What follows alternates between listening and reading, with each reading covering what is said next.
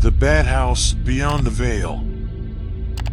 It was a cloudy afternoon when Emily Turner stood before the bad house, observing it with a determined expression. The wind whispered through the trees, echoing a dark omen that hung in the air. She knew people had suffered in that place, but why? Her father had been sentenced to the electric chair, and even before his sentence was carried out, he took his own life. She knew he was innocent, and even decades later, she wanted to honor her father's name. But before we continue, we need to go back a year, to 1983, when Emily, driven by years of research and determination, began assembling a team dedicated to unraveling the hidden mysteries of the bad house. Jude Rigby, despite being very young, was a friend of Emily. Her admiration for this 60-year-old woman was remarkable. Jude had followed her entire life story and encouraged her to seek answers to the events that haunted the house, not only those involving Emily's father, but also the family before Emily's parents. In 1983, Emily Turner turned 60 and delved deeply into theology. It had been years of searching for information about that place. Intelligent and determined, Emily started frequenting the town hall to search for historical documents that would lead her in some direction. Since her father's possession case was not the only one, she needed to understand what malevolent events had occurred in that place. That's when she came across a deed from 1776 that caught her attention. The deed mentioned that the land was used to punish slaves. Years later, in 1865, after the abolition of American slaves, an American family took possession of that land. This stayed on her mind for days. What had intrigued Emily so much? Emily sought help from a colleague journalist, Christopher Spencer, who worked at the Washington Post, or O Correo de Washington. Being the oldest newspaper in the country, it might help shed light with a story from that time. And indeed, she was right. The newspaper had its first story in 1877, and in December 1879, there was a story about a family practicing evil rituals in New York. It said that these rituals were practiced to an extreme degree of wickedness. However, the local population decided to take justice into their own hands, burying the entire family alive on the property and setting everything on fire. Emily understood that this could be the trigger for these souls being trapped in that place. She saw no other explanation. But she also knew that she couldn't solve this entire situation alone. She needed a team. In 1983, Emily spent the year attending various churches of different religions, writing letters to the Vatican, which never responded. It was when she attended a service with Reverend Mackenzie, 53 years old, the spiritual leader of the community, a tall, beloved black man. She liked how he conducted the service and how people admired him. That's when she decided to wait until the end of that service to call him and tell her story in detail. He, in turn, had heard of that address but had never given it much importance. Although skeptical, he saw this mission as an opportunity to confront the forces of darkness that challenged his faith. Even with Reverend Mackenzie, Emily knew it wouldn't be enough and needed more experts in possessions. Continuing her quest to select one more person in the fight against evil forces, she heard that on the other side of New York, there was a medium helping people with supernatural matters. She thought this would be as useful as Reverend Mackenzie. She met Eleanor Foster, 46 years old, a strong woman with long hair, experienced in spiritual readings. Eleanor had faced domestic violence in the past and lost a son who had been beaten by her ex-partner. Nevertheless, she was a woman willing to help anyone in need. She used to say that the best remedy for healing wounds was to help others. In detail, Emily explained everything item by item, and effortlessly, Eleanor was convinced to help. The first meeting between the three people willing to unravel and exterminate the evil of the bad house was scheduled. Upon arriving home, Emily found her friend Jude Rigby and shared the news of the team that was forming. Jude was excited. At 26, she was a video maker, intelligent, sharp, and fearless. She told Emily that all of this needed to be documented so that the world would know everything happening at that address. She even said she had the right team to help.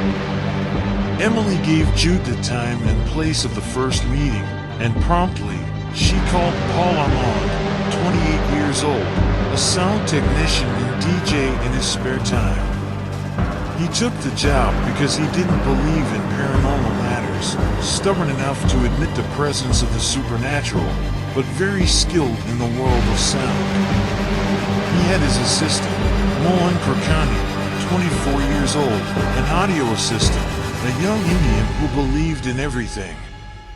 A friend and student of Paul Armand, he worked hard to achieve his goals in life.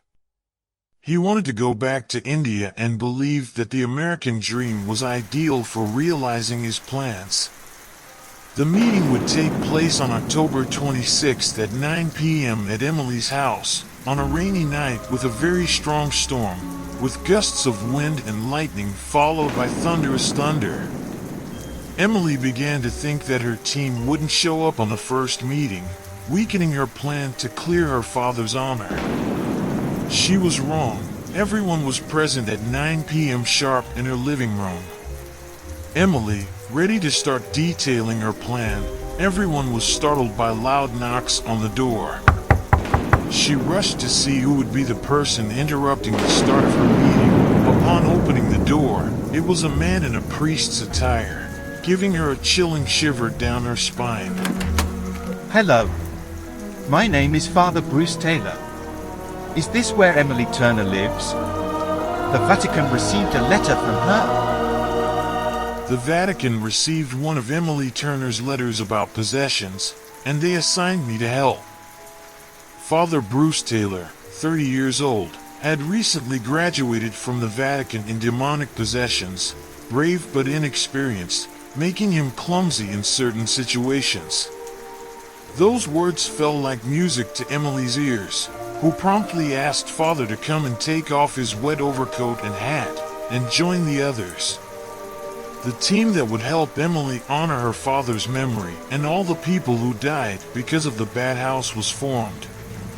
Emily's room was immersed in darkness, illuminated only by strategically placed candles.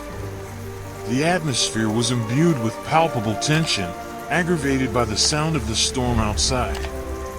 Emily, standing in front of the fireplace, looked at the team gathered around her, each member bringing a unique blend of curiosity and determination. Jude Rigby held her video camera, eager to document every crucial moment of that journey. Her eyes expressed enthusiasm, but also a touch of nervousness. Paul Armand, beside her, adjusted the audio equipment, maintaining a skeptical expression but with a spark of interest. The assistant, Mohan Kirkani, looked around with fascination, absorbing every detail of the room. Reverend Mackenzie, standing with dignity, seemed to assess the atmosphere with suspicion, while Father Bruce Taylor, the newcomer from the Vatican, displayed a mixture of intrigue and perplexity in the peculiar environment. Eleanor Foster, the medium, sat in silence, closing her eyes to tune into the spiritual plane. The energy around her became palpable, creating a charged atmosphere in the room. Emily, determined, initiated the meeting. Detail by detail, she shared her findings, from the 1776 deed to the 1879 newspaper story.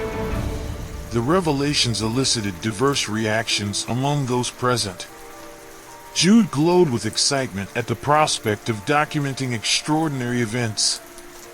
Paul, while maintaining a critical look, began to show a flicker of curiosity.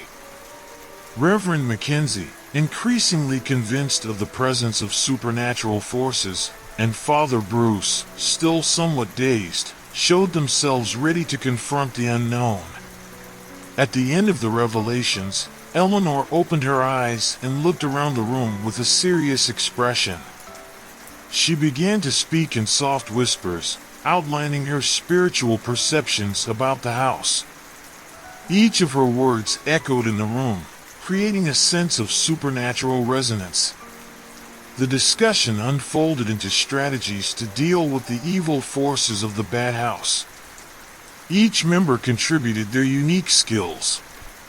Paul suggested using special audio equipment to detect paranormal phenomena, while Mohan proposed purification rituals from the Indian tradition.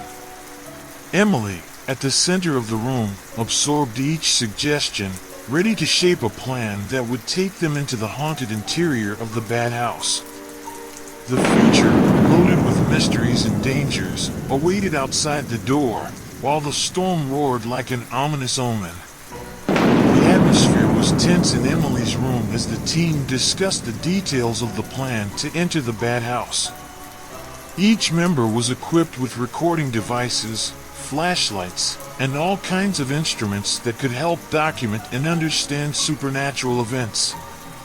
Jude, with her professional camera, adjusted the settings, ensuring that every moment was captured clearly.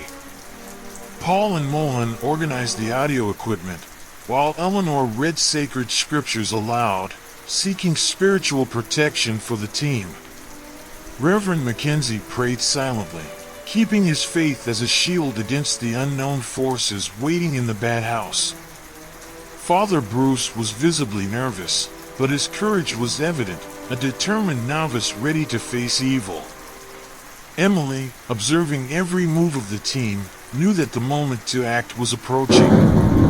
The heavy rain and thunder outside seemed to echo the turmoil that awaited inside the house. Determined, they set out toward the bad house. Upon arrival, the exterior of the house was shrouded in shadows, adding an extra layer of mystery to the already eerie structure. Determined, they set out toward the bad house. Upon arrival, the exterior of the house was shrouded in shadows, adding an extra layer of mystery to the already eerie structure. As they entered, the atmosphere felt dense, as if the very air was impregnated with a sinister energy. The team, maintaining composure, began to set up the equipment, each step echoing in the empty corridors. It was when, amid the tense silence, inexplicable noises began to resonate. Objects fell without explanation, and indistinct whispers filled the air. Mohan, focused on his work, was violently pulled by the feet toward the kitchen. Panic ensued and the team as Mohan struggled to free himself. The scene unfolded, leaving everyone stunned and anxious about what would happen next.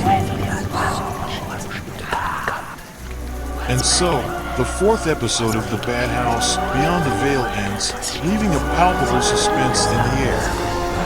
What awaits the team in the Bad House? Discover in the next chapter of this thrilling saga. Thank you for watching this video until the end. Don't forget to subscribe, like, share, and turn on notifications. Give history a chance. Bye.